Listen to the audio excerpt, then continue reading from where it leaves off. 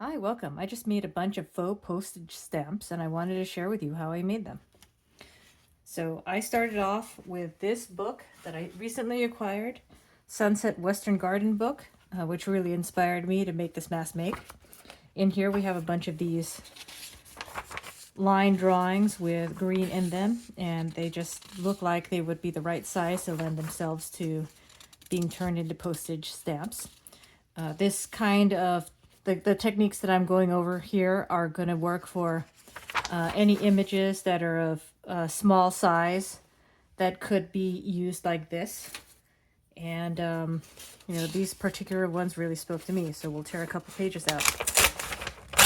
Oops.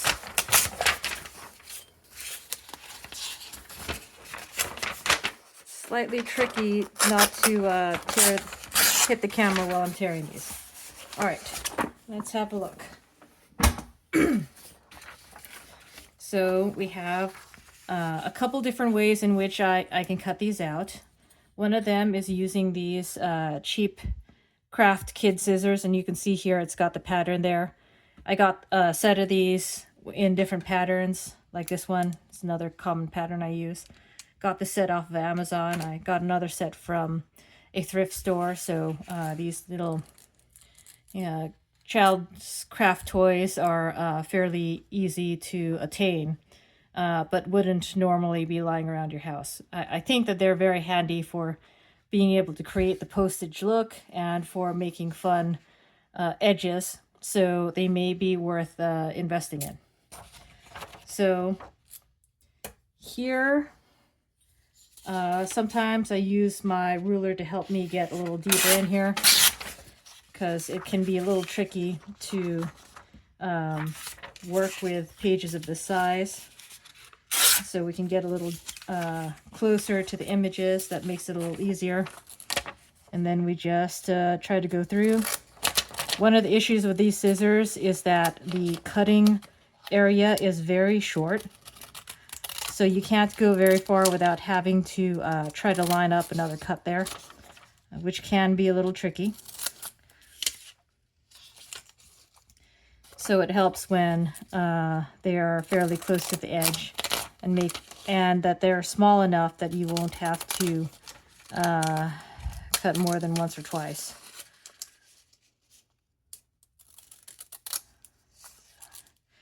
These are not the easiest things to keep aligned, at least for me. So as you can see here, it's pretty uneven there, but once I get the rough shape, I often leave enough room so that I can get a rough shape and then get a little closer if I need to. I think that looks okay.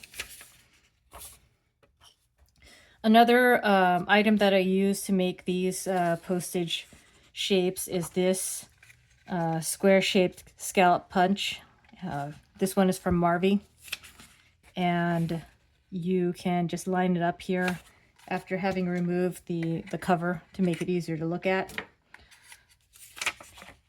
We can line this up and try to get this image inside of our square. I don't mind having those red lines there. I think it adds a little character, a different pattern there. Wasn't particularly straight, but see if there's another one that would be really good for this. Maybe this one right here. Here's another situation where you can't go very deep with this punch, so you may need to cut it down in order to get close enough to the image that you're looking for. So here we are. Let's try this again. See if we can get this description in here. I'm not too bothered by having that extra text in that bottom left corner there. I think we could, do something over there to cover that up if we were concerned about that. So we got a couple of these. Now, when we're stamping, it's good to have like a kind of a cushy surface so that when we use a stamp, there is a bit of give and the whole pattern is able to make contact with images. Here I have a couple stamps that I was able to get secondhand. That really fits what I'm looking for here. And I would, in this case, want to use a waterproof ink, which isn't necessary, but could be nice if you wanted to add extra things on top of this. So I think that's a nice look. And then maybe with this one, we can line up two and see if we can get them both on here, 2 at a time. There we go. I love that nice crisp black image there. And then another idea that I got from Lisa at Sunset Maple Studios. I believe she took a piece of paper, a torn piece of paper, and made it look like it was part of an envelope that had been torn out to preserve the stamp. So we can go ahead and try gluing this in. You could use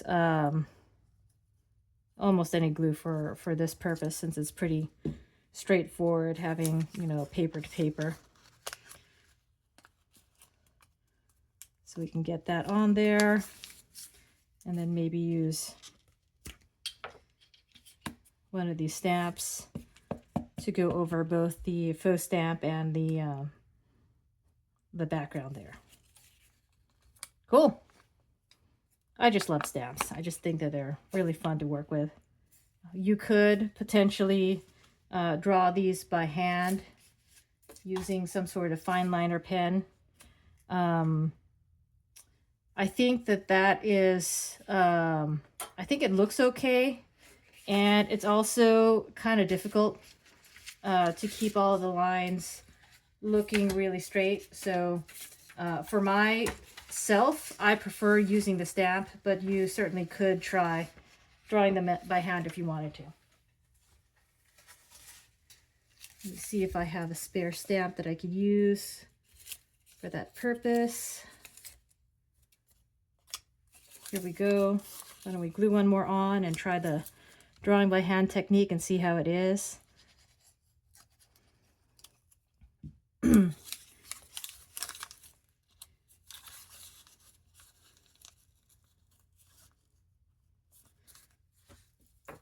So we could start, I'm turning it around so that I can start from the first layer and kind of go downwards to reduce the chance of having like a gap between the two sheets of paper because of the depth.